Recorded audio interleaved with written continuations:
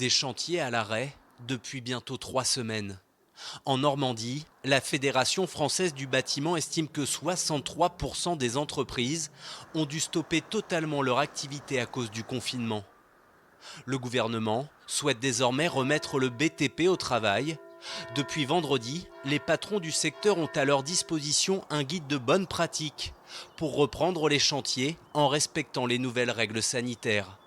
Privilégier les déplacements seuls dans les véhicules, remplir des questionnaires de santé pour les clients et les employés, ou encore porter des masques quand la distance d'1 mètre entre les personnes ne peut pas être respectée, des règles qui semblent difficilement applicables.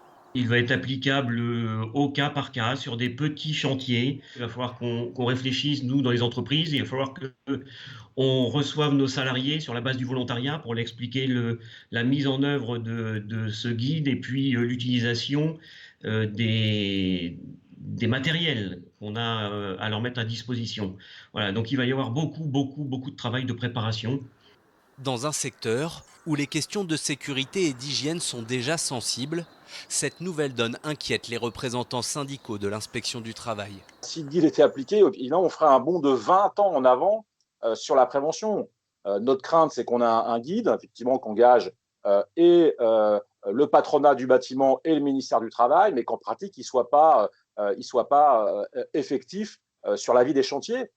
Et cela est d'autant plus vrai que le ministère du Travail a annoncé, comme d'autres, qu'on serait pratiquement à zéro contrôle de l'inspection du travail, des services de prévention de la CARSAT et des médecins du travail. De son côté, la Fédération française du bâtiment estime que seulement 36% de ces entreprises sont en capacité de reprendre leur activité dans ces conditions.